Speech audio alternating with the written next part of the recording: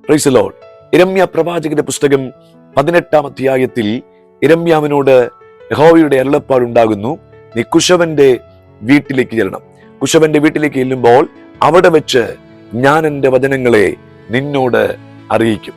ദൈവശബ്ദം കേട്ട് കുശവന്റെ വീട്ടിലേക്ക് യിരെമ്യാവ് ചെല്ലുമ്പോൾ കുശവൻ ചക്രത്തിന്മേൽ വേല ചെയ്തുകൊണ്ടിരിക്കുക.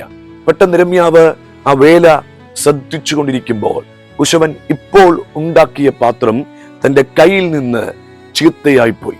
യിരെമ്യാവ് വിചാരിച്ചു, ഇപ്പോൾ ആ കളിമണ്ണിനെ കുശവൻ മാറ്റിവെക്കും, അതിനെ മാറ്റിയിടും. പക്ഷേ യിരെമ്യാവിന്റെ ചിന്തകളെ തകിടം മറിച്ചുകൊണ്ട് കുശവൻ ചെയ്ത കാര്യം, ആ ഉടഞ്ഞുപോയ പാത്രത്തിൽ നിന്ന് മറ്റൊരു പാത്രം തന്റെ ഹൃദയത്തിലെ ആഗ്രഹപ്രകാരം ഇതാ കുശവൻ ഉണ്ടാക്കുകയാണ്. അതേ പ്രിയപ്പെട്ടവരെ, ഈ ദിവസങ്ങളിൽ നാം ദൈവത്തിന്റെ കരത്തിലാണോ ഉടഞ്ഞത്?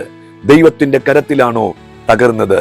നല്ല കുശവനായ ദൈവത്തിന്റെ കരത്തിൽ നാം ഉടഞ്ഞാൽ, തകർന്നാൽ, അവൻ നമ്മെ മാറ്റി നിർത്തുന്ന ദൈവമല്ല, മാറ്റി ഇടുന്ന ദൈവമല്ല.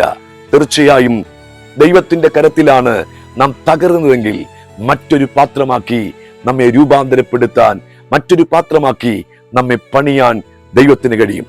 തകർന്നിരിക്കുന്ന ആരെങ്കിലും ഈ സന്ദേശം കേൾക്കുന്നെങ്കിൽ, ഇനി എനിക്ക് ഒരിക്കലും പുതുക്കപ്പെടാൻ കഴിയില്ല, ഇനി എനിക്കൊരു തിരിച്ചുവരവില്ല, ഞാൻ തകർന്നു എന്ന് വിചാരിക്കുന്ന ആരെങ്കിലും ഈ സന്ദേശം കേൾക്കുന്നെങ്കിൽ, തീർച്ചയായും നിങ്ങളോടാണ് പരിശുദ്ധാത്മാവ് ഇടപെടുന്നത്.